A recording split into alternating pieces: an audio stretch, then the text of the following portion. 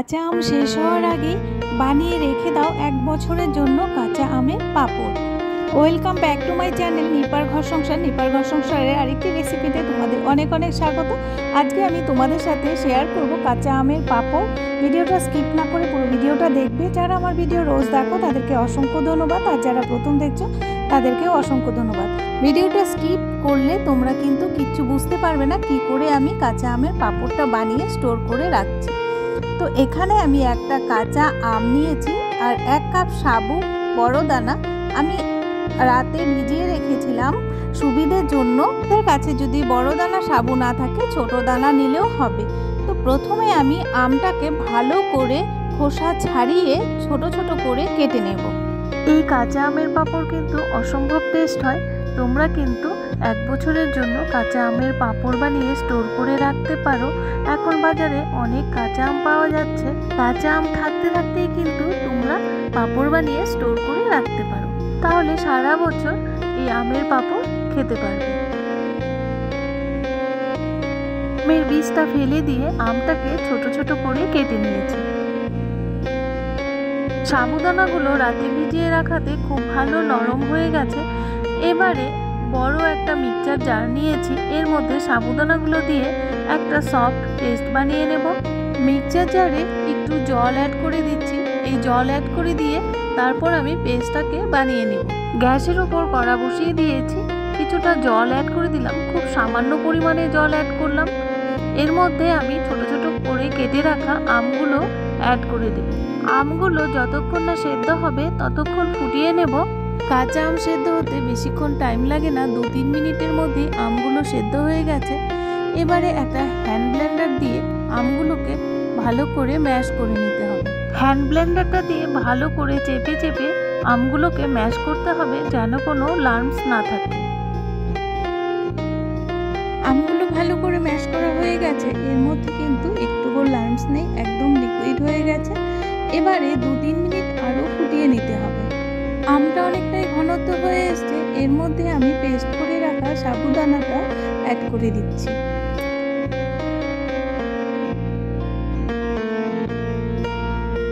এবারে সাবুদানা আর আমটা ভালো করে মিশিয়ে নিতে হবে, কনস্ট্যান্ট নাড়তে হবে, না হলে কিন্তু নিচে লেগে যেতে পারে। সময় গ্যাসের ফ্লেমটা একদম লোতে রেখে সাবু আর আমটাকে ভালো করে কনস্ট্যান্ট নেড়ে নেড়ে মিশিয়ে নিতে হবে। এবারে সাবু আর আমটা ভালো করে মেশানো হয়ে গেছে, এই পর্যায়ে অ্যাড করে দিচ্ছি 1/2 টিস্পুন বিট নুন আর দিয়ে দিচ্ছি 2 টিস্পুন সাদা নুন। যেহেতু দেওয়া আছে সেই জন্য নুনটা একটু বেশি দিতে হবে, কেন কি না আমটা একটু টক থাকে। আর দিয়ে দিচ্ছি 1/2 টিস্পুন গোলমরিচ গুঁড়ো।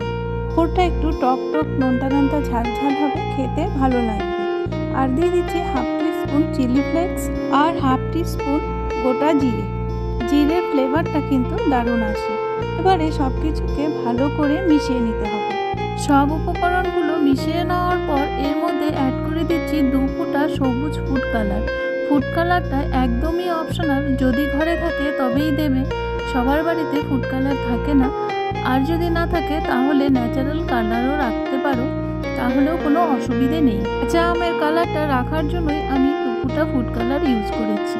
ফুড কালারটা মিশিয়ে নেওয়ার পর তোমরা দেখতেই পাচ্ছ এটা কিন্তু আমার হয়ে গেছে। এবার গ্যাসটাকে অফ করে এটাকে আমি নামিয়ে নেব। পাঁপড়ের শেপ আনার জন্য আমি ছোট ছোট বাটি বা প্লেট নিয়েছি।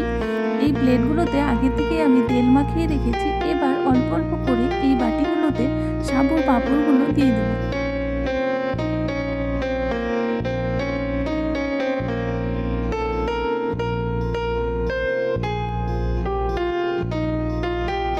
এবারে একটু ঝাঁকিয়ে ঝাঁকিয়ে পাঁপড়গুলোকে একটু ছড়িয়ে দিতে হবে, তাহলে প্লেটের চারিদিকে ছড়িয়ে যাবে আর পাতলা হবে, তাড়াতাড়ি শুকিয়ে যাবে।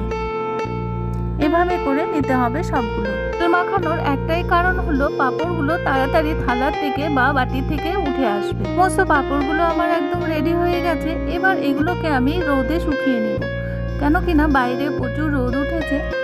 আর তোমাদের যদি রোদে অসুবিধে থাকে, রোদে শুকোতে না পারো, তাহলে আরেকটা প্রসেস আছে। হাঁড়ির মধ্যে একটু জল নেবে, জল নিয়ে গ্যাসটাকে একদম ডিম করে রেখে হাঁড়ির উপরে থালাটা বসিয়ে দেবে। তাহলে আস্তে আস্তে শুকিয়ে যাবে। এই যে আমি দেখিয়ে দিচ্ছি, এভাবে করে দিলেই পাঁপড়টা কিন্তু শুকিয়ে যাবে। যেহেতু রোদ উঠেছে, আমার ছাদে রোদ আছে, সেই জন্য আমি এগুলো ছাদে শুকিয়ে নিচ্ছি। পাঁপড়গুলো আমার রোদে শুকানো হয়ে গেছে, একদম এইগুলো স্টোর করে রাখার মতো হয়ে গেছে। আর এই পাঁপড়গুলো দেখতে কিন্তু খুবই সুন্দর হয়েছে, খেতেও কিন্তু খুব টেস্টি হয়। তো ডালের সাথে তো কোনো কথাই নেই, এমনিও ভেজে খেতে পারো। তো আমি কয়েকটা পাঁপড় ভেজে তোমাদের দেখিয়ে দিচ্ছি কেমন হয় দেখতে। গ্যাসের উপর কড়া বসিয়ে দিয়েছি, তেলটা আমার গরম হয়ে গেছে। এবার একটা একটা করে পাঁপড় ভেজে নেব। আর এই পাঁপড়গুলো কিন্তু তোমরা 1 বছরের জন্য স্টোর করে রাখতে পারো, যেহেতু এটা হোমমেড পাঁপড়। গরমের মধ্যে একটু ডাল রান্না করলে আর 2টো পাঁপড় ভাজলেই কিন্তু খাওয়া হয়ে যাবে। আর এমনিতেও কোনো কোনো সময় ভেজে খাওয়া যেতে পারে। তো খুবই টেস্টি হয় এই আমের পাঁপড়, একটা ইউনিক রেসিপি। যেহেতু এটা হোমমেড পাঁপড়, ঘরে বানিয়েছি, তো ঘরে বানালে এই পাঁপড় খেলে কিন্তু কোনো অসুবিধেই হয় না, কোনো গ্যাসও হয় না। আর আমের পাঁপড় বলে কথা, আমরা কিন্তু সবসময় ঘরে রাখতে পারি। তো তোমরা যারা এখনও বাড়িতে ট্রাই করোনি আমের পাঁপড়, তোমরা অবশ্যই কিন্তু বাড়িতে বানিয়ে স্টোর করে রাখতে পারো। আজকে আমার আমের পাঁপড়ের রেসিপি তোমাদের কাছে কেমন লাগলো তোমরা অবশ্যই কিন্তু একটা লাইক করে কমেন্ট করো। আর যারা নতুন বন্ধু দেখছো তারা অবশ্যই সাবস্ক্রাইব করে বেল নোটিফিকেশনটি অল করে রেখো, তাহলে আমার নিত্য নতুন ভিডিও, ব্লগ বা রেসিপি সবার আগে তোমাদের কাছে পৌঁছে যাবে। যদি রেসিপিটা ভালো লাগে তাহলে বন্ধু আর ফ্যামিলিদের সাথে শেয়ার করতে পারো, তাহলে ওরাও এরকম হোমমেড পাঁপড়, আমের পাঁপড় বানিয়ে ঘরে স্টোর করে রাখতে পারে।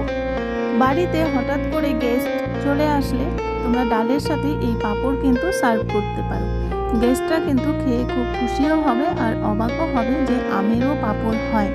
তোমরা একবার ট্রাই করে দেখতে পারো, আমি গ্যারান্টি দিয়ে বলছি দারুণ লাগে খেতে, আর স্টোর করেও রাখতে পারো। আমার পাঁপড় ভাজা একদম কমপ্লিট হয়ে গেছে, দেখো কত সুন্দর হয়েছে দেখতে। আমি একটা ভেঙে তোমাদের দেখাচ্ছি কত মুচমুচে হয়েছে, আর খেতেও হেভি টেস্ট হয়। বারবার বলছি তোমরা অবশ্যই বাড়িতে ট্রাই করো। যারা আমার ভিডিও ফার্স্ট থেকে লাস্ট পর্যন্ত দেখলে তাদেরকে অসংখ্য ধন্যবাদ। এভাবেই পাশে থেকো। আজকে এখানেই রাখছি, আবারও দেখা হবে নেক্সট কোনো ভিডিও, ব্লগ বা রেসিপির সাথে। ততক্ষণের জন্য টাটা। ভালো থাকবে, সুস্থ থাকবে, গরমে বেশি বেশি করে জল খাবে, বাইরে কম বেরোবে। তো আজকে এখানেই রাখছি, টাটা। সবাই ভালো থাকবে, সুস্থ থাকবে।